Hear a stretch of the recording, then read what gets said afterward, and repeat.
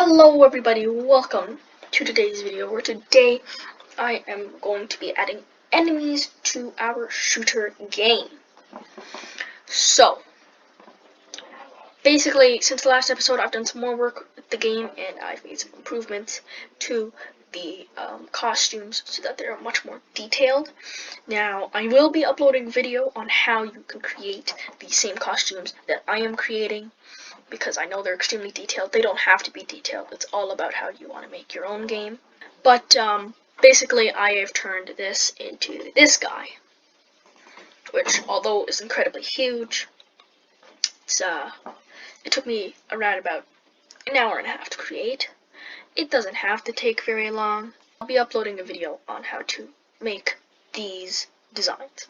I also changed the bullet from this to this. And then for the enemy, I'm still trying to decide what my new model would be. Just to show you some of the prototype I have. This is the model, my latest edition of the model, which I'm still working on. And then I've made this bullet design that kind of makes it kind of hazy and stuff. And if I just do a quick demo of the game here for you guys, as you can see, the bullet is lined up perfectly with that small, tiny little shooter, little nub, whatever.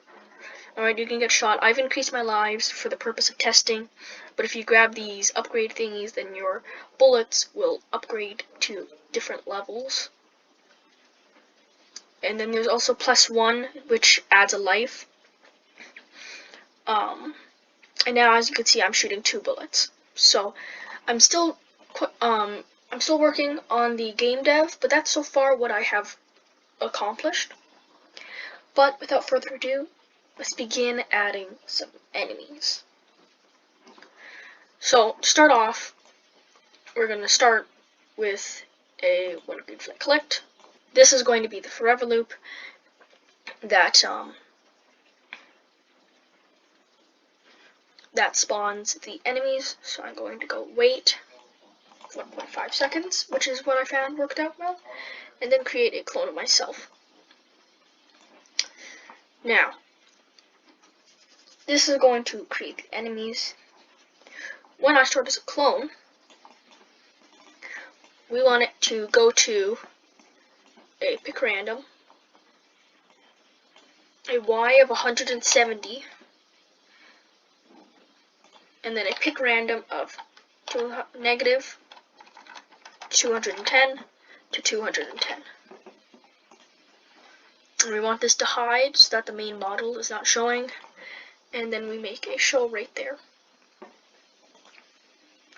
So now if we look, you can see that it is right there. Now we want it to point towards the player. And this, like I said, is inspired by Warframe's system. So it's just going to look at the player and just keep moving that in the wrong direction.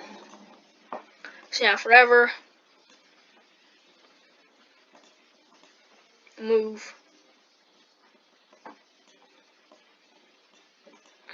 and we'll go with something more slow. So I'll say like 4 steps. And now it begins to travel in that direction, as you can see. However, it does stick at the end there, which we don't exactly want. So if the Y position is below negative 169, it is going to delete this clone. And now when it hits that edge piece, it's going to delete itself. Perfect. We can extend this to be a little bit longer, maybe 179. Can work out. And honestly, it's just about the experimentation for the game. And there you go. So, that's what that's going to do. So now it deletes. We want it that it also can die. So we're going to create our first variable, and for this, since this game has only a few different components, the enemies, the player, the bullets, that type of thing, I am going to kind of organize the different variables. So with this one, we're going to call it enemy dash ID. And we're going to set this for all sprites because this is going to help with the bullet. We're also going to make a variable enemy dash health, which can be for the sprite only. Now we're going to set the enemy health to 5 at the start, and then if it is touching a bullet, it is going to change the enemy health by -1. Then we say that if the enemy health is below 1, that means that it's 0 or below that, it is simply going to delete itself. And so let's give it a quick test. We can fire, and it can shoot, and they can delete themselves. So, to improve the code, we're simply going to swap this out for an equal, if the enemy health is equal to 0. We also want it that it changes its brightness level, so it's going to set the brightness effect to 100. It's going to wait 0.03 seconds, and then set the brightness effect to 0. Put that there. So now if we touch it, it is flashing, and it can take quite a few bullets before it dies off. Now we're going to do our enemy bullet code, which you'll find is very similar to that of Warframe's code. So when I start as a clone, forever,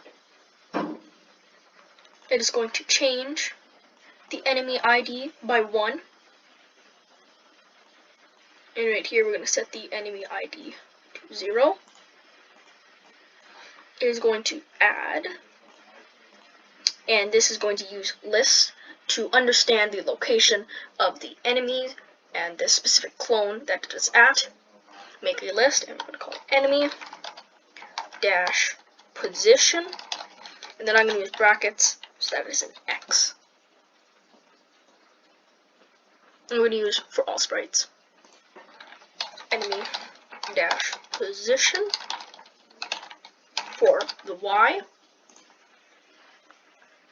they're going to make a list enemy dash direction. Boom, boom, boom. Now what this is going to do is we're going to add the direction to the enemy direction. We're going to add the X position to the enemy X position. And we're going to add the Y position to the enemy Y position. Then we're going to do is create a clone of the enemy bullet, and then wait 1.5 seconds. And it takes roughly 6 seconds for the entire enemy to travel the entire screen. So, now we're going to do the code for the bullet when I start as a clone. And it's basically going to be the same code as here. So we want it to show. We want it to go to the back layer. And we want it to go to specific X positions and point in direction. Now what we're going to do is we're going to use enemy, the item of enemy dash, and we're going to put the enemy ID inside of each of these. Now this is going to be the enemy X position, this will be the enemy Y position, and then it is basically going to do the same thing as before, so repeat until touching the edge, that it moves. We'll say 10 steps, a little bit slower I guess, and then we'll delete this clone. And now as you can see, it's traveling, and it fires, just like that. Now, just to make sure nothing confusing happens, we need to grab a delete all of enemy direction. enemy X position and the enemy Y position at the beginning, so that we don't end up using old coordinates, because this is using a pick random system, so we don't want to use the old coordinates. So as you can see, it is now firing perfectly fine. And then as you can see, I've tried to make this more of a space type feel, so we can change our backdrop color. What we want is a more purple, dark purple, that is kind of on the verge of becoming blue. Just like that. And works pretty well. So this one is using kind of a darker purple, as you can see here. So if we use this, 75, 149. So if you want, you could copy that. I am going to, so 75, 149. And there you go. So we now have that backdrop that looks more like the actual thing. And then, just because I have increased the size of this model, we are going to change the size and some of these some of these numbers and values here. So, first things first, as you can see, I can now drift off of the screen again, which you don't exactly want. So, we are going to go to a position like this. Alright. So this X position is roughly negative 160. So we're going to say 160, 160, negative 160, negative 160. Now, we can still drift slightly off screen, so we can change this to 155, 155, negative 155, and negative 155. And now, as you can see, we cannot really drift off that easily, which is very nice. I'm also going to end up changing the size here. We can go for like a 70 feel. No, it doesn't really get the size very well. Maybe an 80. And then we're going to change this to maybe like a negative 135. Let's try that out.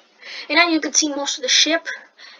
It still has its large magnificence to it that I want from the game, but at the same time, it fits in and everything. So soon enough, I'll be uploading a video on how to actually make all of these models that I am creating. In the next video, I will probably have a model for the enemy. For the next tutorial, episode 3, we're going to be adding the different types of shots so that we could shoot like 2 bullets at once, 3 bullets at once, and all of that. Thank you so much for letting me reach 10 subscribers. Never thought I'd actually reach it this far. I thought I would have quit by now. Too tired of making videos. But thank you so much for 10 subscribers. And I'll see you guys in the next video. Goodbye.